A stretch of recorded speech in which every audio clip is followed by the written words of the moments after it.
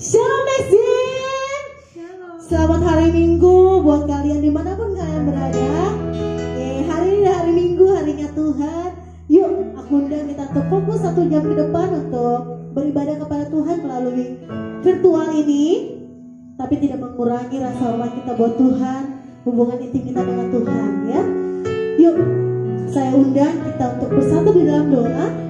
Mari kita bersatu dalam doa. Terima kasih Bapa ya Roh Kudus buat setiap berkat-Mu Tuhan, buat setiap nafas kehidupan yang Kau berikan bagi kami Bapa. Biarlah Tuhan memberkati kami senantiasa. Kami percaya Tuhan, Engkau turut hadir dimanapun kami berada Bapa. Yang mungkin saat ini kami sedang sakit Tuhan, Engkau Tuhan yang menyembuhkannya. Mungkin saat ini kami sedang ada problema Tuhan, kami yakin dan percaya Engkau Tuhan yang turut selesaikannya Bapa.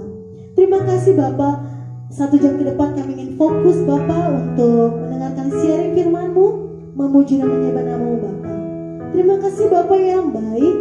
Kami ingin lebih fokus, kami ingin lebih intim Tuhan berhubungan dengan Engkau melalui ibadah virtual ini Bapa. Biarlah setiap kami jemaat Next Gen-Mu Tuhan, dimanapun kami berada Bapa, tidak ada yang hilang dari berkat dan diberkat padamu Tuhan. Terima kasih Bapa yang baik. Kami ingin memulai ibadah kami. Kau berkati ibadah kami dari awal, pertengahan hingga pada akhirnya. Hanya di dalam nama Tuhan Yesus Kristus sama-sama kita katakan amin. Kita berikan tepuk tangan bagi anak kita, amin. Yuk kita undang semuanya, kita bangkit berdiri. Dimanapun kalian berada, kita naikkan satu buah pujian. Hati kami percaya Tuhan bahwa Engkau Allah kami yang hidup, amin. Yuk sebelah kita tepuk tangan bersama.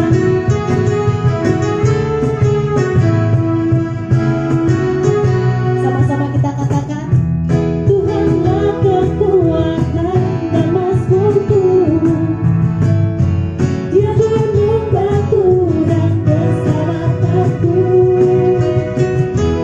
Hanya padamu hatiku percaya, Kaulah menara dan kota perlindungan.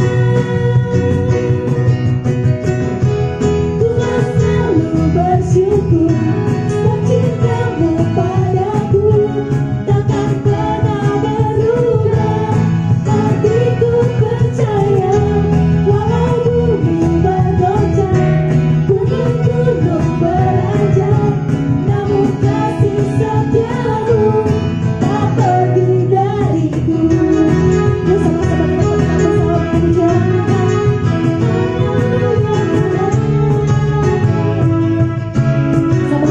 pujian kita. Tuhanlah kekuatan dan mazmurku, Dia gunung batu kami Tuhan.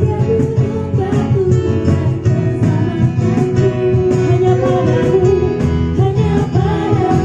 hatiku percaya, Kaulah menara dan kota perlindungan. Sama-sama kita pujian dikatakan, ku mau selalu bersyukur sebab cinta-Mu padaku takkan pernah berubah. Hatiku percaya walau bumi bergoncang, gunung-gunung beranjak, namun kasih setia-Mu tak pergi.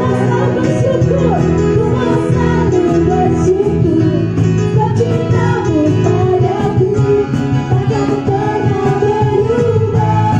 Hatiku percaya walau bumi bergoncang, gunung-gunung beranjak, namun kasih setia-Mu tak pergi dariku. Kasih setia-Mu tak pergi, kasih setia-Mu Tuhan tak pergi dariku.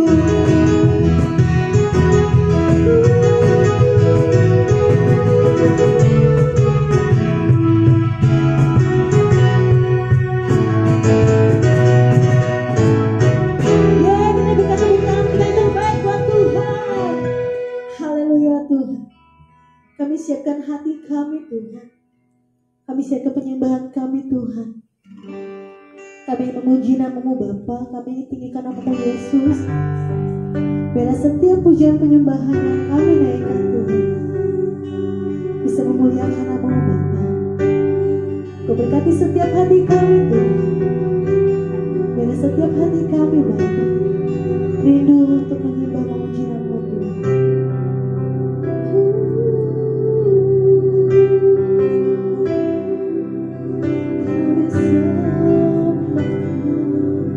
Sama-sama kita akan puji ini katakan.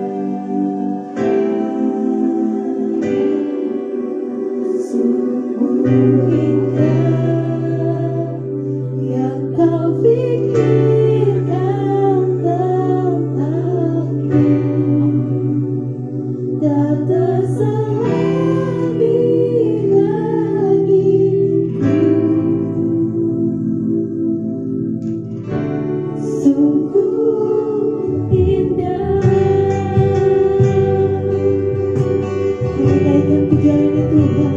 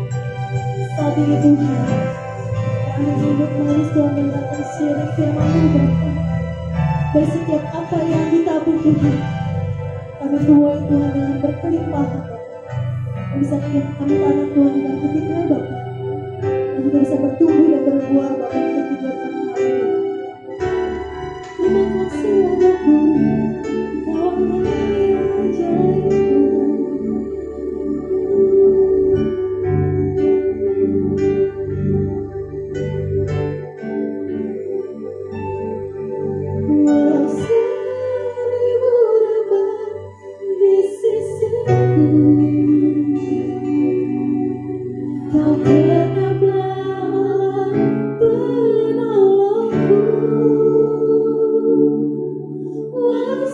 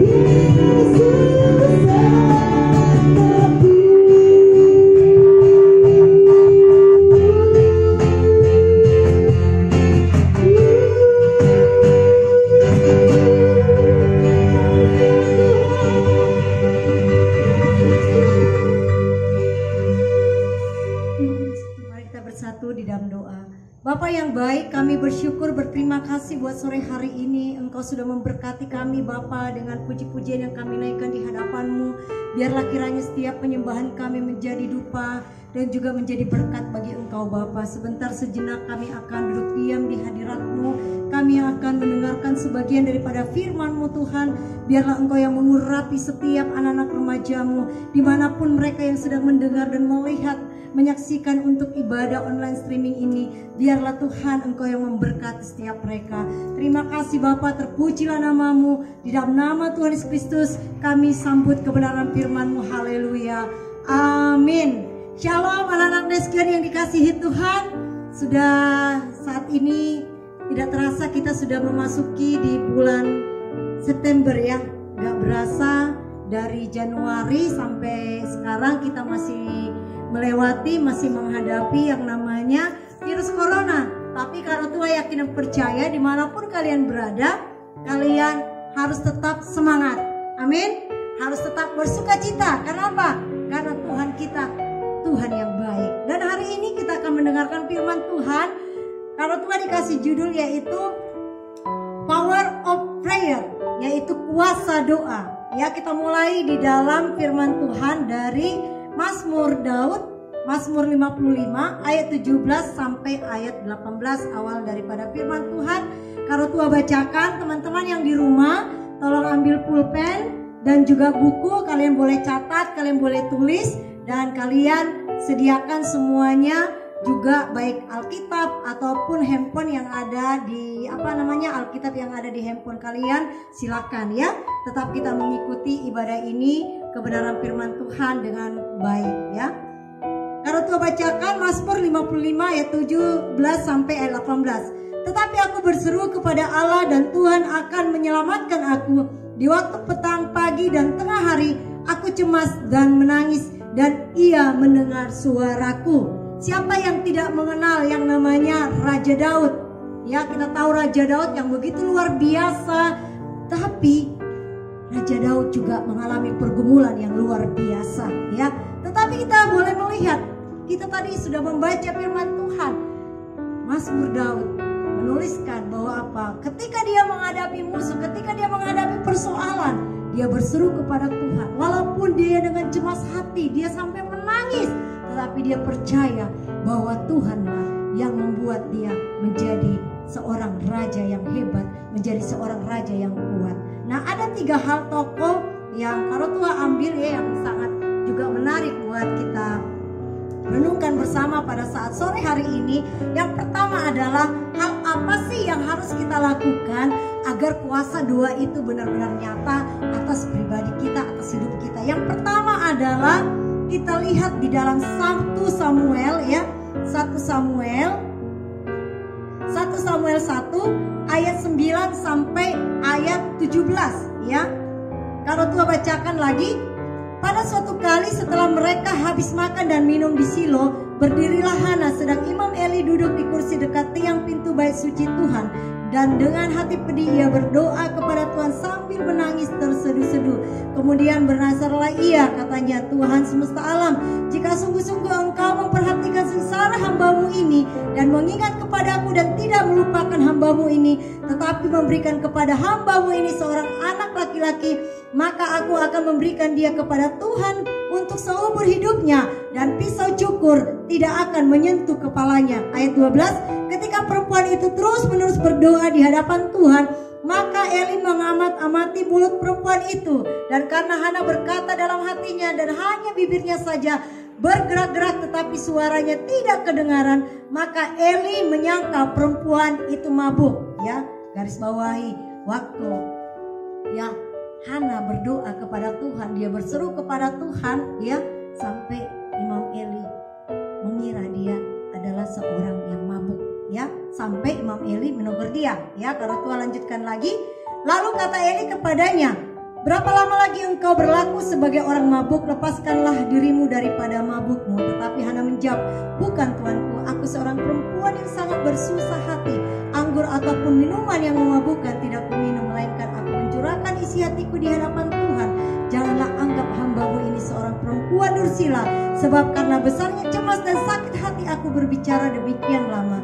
Jawab Eli, pergilah dengan selamat dan Allah Israel akan memberikan kepadamu apa yang engkau minta daripadanya. Katakan amin.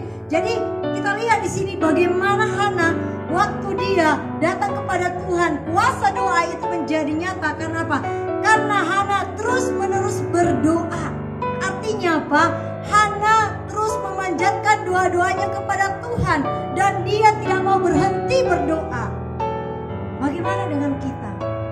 Apakah kita waktu bergumul, apakah waktu kita meminta kepada Tuhan, waktu kita menghadapi persoalan tetapi belum ada jawaban, belum ada pengabulan doa yang kita terima, apakah kita berhenti berdoa?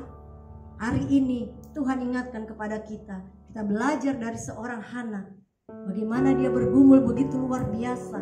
Bahkan sampai Imam Eli menganggap dia menjadi seperti orang mabuk. Bahkan mungkin menganggap dia juga adalah orang dursila. Tetapi yang terjadi adalah akhirnya Tuhan menjawab doa daripada Hana. Ya, kalau kita lihat di ayat yang 20 ya, kalau Tuhan bacakan lagi.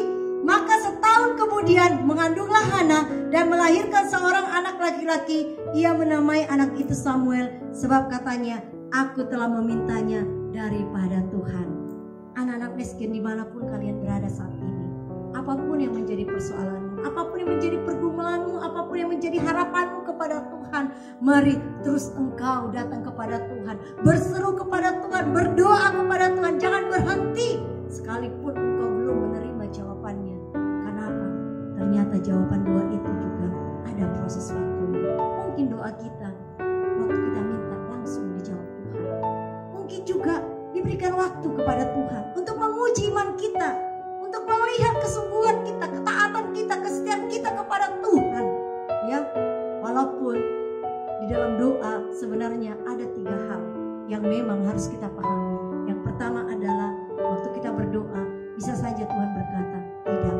Yang kedua bisa saja berkata Tuhan tunggu dulu. Dan yang ketiga langsung Tuhan jawab.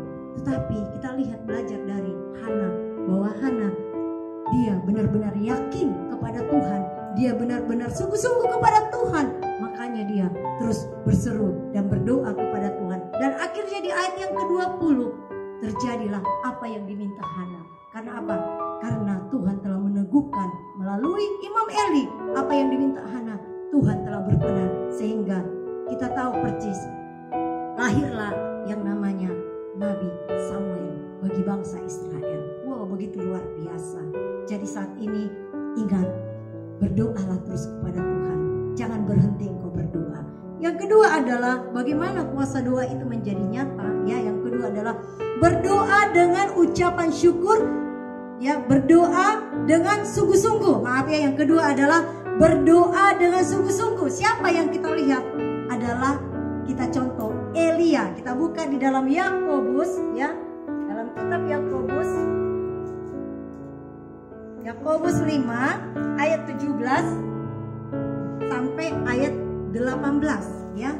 Jadi yang pertama tadi kita mencontoh Hana terus-menerus berdoa. Artinya Hana tekun dalam doanya, dia terus memanjatkan doanya sampai Tuhan mendengar, menjawab dan mengabulkan doa-doanya. Ya, itu terjadi di ayat yang ke-20.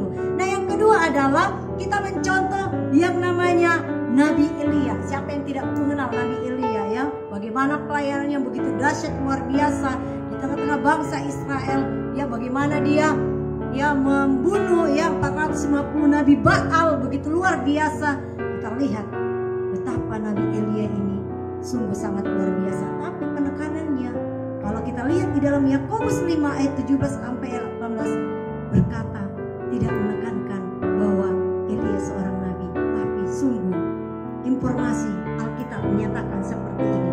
Elia adalah manusia biasa sama seperti kita, dan ia telah bersungguh-sungguh berdoa supaya hujan jangan turun, dan hujan pun tidak turun di bumi selama 3 tahun dan 6 bulan. Lalu ia berdoa pula dan langit menurunkan hujan dan bumi pun mengeluarkan buahnya. Jadi jelas Nabi Elia dia manusia biasa, dia berdoa kepada Tuhannya, kepada Allahnya dengan sungguh-sungguh. Apakah kita berdoa kepada Tuhan dengan sungguh-sungguh? Atau kita hanya berdoa setengah hati? Mulai pada saat ini, mulai hari ini, kalau engkau ingin meminta sesuatu kepada Tuhan, berdoalah dengan sungguh-sungguh. Jangan main-main. Karena apa? Tuhan memperhitungkan kesungguhan hatimu. Ya, berdoa sungguh-sungguh ini juga berarti kita berdoa dengan serius, dengan penuh keyakinan. Tidak ada keraguan di dalam hati kita dan pikiran kita atas apa yang kita minta kepada Tuhan. Seperti yang dilakukan oleh Nabi Elia. Firman Tuhan berkata, Nabi Elia adalah manusia biasa. Engkau dan saya adalah manusia biasa. Tetapi kita berdoa secara sungguh-sungguh, Tuhan melihat hati kita. Tuhan melihat hatimu yang sungguh-sungguh percaya kepada Dia. Karena itu saat ini rubahlah sikap kita waktu kita datang berdoa. Mari berdoa secara sungguh-sungguh, ya. Di dalam 1 Raja-Raja 2 ayat 17 ayat 1 dikatakan di situ bahwa apa? Setelah itu ia berdoa lagi supaya hujan turun, lalu hujan turun. Nanti teman-teman boleh baca itu ya di 1 Raja-Raja 2 ayat 1 Raja-Raja 17 ayat 1. Keren sekali ya. Artinya apa? Karena berdoa, waktu kalian berdoa, kalian minta, langsung terjadi. Keren gak? Keren banget. Tuhan, aku mau melakukan ini. Langsung Tuhan kabulkan. Yes, langsung terjadi. Luar biasa. Tetapi itu hanya bisa terjadi karena apa? Karena kesungguhan. Amin. Mari saat ini belajar dari Nabi Elia. Belajar dari Elia. Ya, dia di kitab yang namanya Yakobus ini tidak ditekankan profilnya ataupun yang saya katakan kenabian Elia, tapi ditekankan bahwa apa?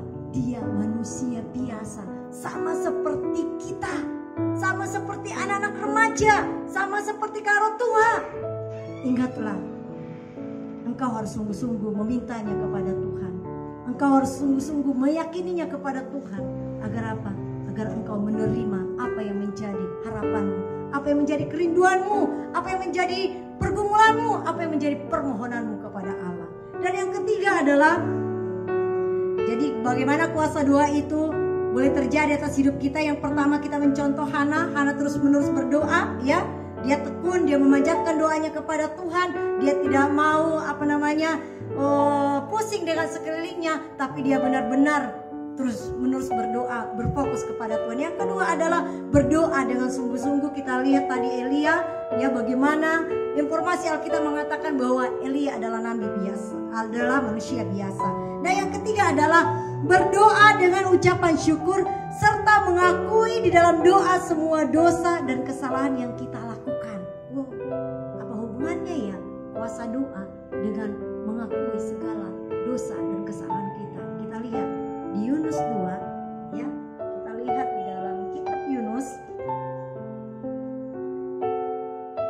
2 ayat 1 sampai ayat 5, ya. Kalau Tuhan bacakan lagi. Datanglah firman Tuhan kepada Yunus bin Amitai demikian, bangunlah, pergilah ke Niniwe, kota yang besar itu, berserulah terhadap mereka karena kejahatannya telah sampai kepadaku. Jadi kota Niniwe ini adalah kota di mana rakyatnya telah jatuh di dalam dosa, telah jatuh di dalam kejahatan. Tetapi Tuhan mengasihi orang-orang yang ada di Niniwe, makanya diutuslah Yunus, ya. Tapi kita lihat apakah Yunus meresponi apa yang dikatakan Tuhan. Tetapi Yunus bersiap untuk melarikan diri ke Tarsis, jauh dari hadapan Tuhan. Ia pergi ke Yapo dan mendapat di sana sebuah kapal yang akan berangkat ke Tarsis. Ia membayar biaya perjalanannya, lalu naik kapal itu untuk berlayar bersama-sama dengan mereka ke Tarsis, jauh dari hadapan Tuhan. Tetapi Tuhan menurunkan angin ribut ke laut, lalu terjadilah badai besar sehingga kapal itu hampir-hampir terpukul hancur. Awak kapal itu menjadi takut, masing-masing berteriak-teriak kepada Allahnya, dan mereka membuang ke dalam laut segala muatan kapal itu untuk meringankannya. Tetapi Yunus telah turun ke dalam ruang kapal yang paling bawah dan berbaring di situ, lalu tertidur dengan nyenyak. Waduh, luas banget itu ya Yunus. Padahal apa? Orang-orang yang ada di dalam kapal itu, mereka sudah ketakutan, mereka sudah cemas. Karena apa? Karena angin badai begitu luar biasa.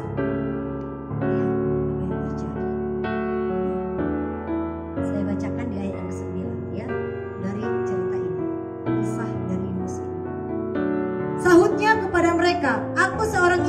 Aku takut akan Tuhan Allah yang mempunyai langit, yang telah menjadikan lautan dan daratan. Orang-orang itu menjadi sangat takut lalu berkata kepadanya, apa yang kau perbuat? Sebab orang-orang itu mengetahui bahwa ia melarikan diri jauh dari hadapan Tuhan.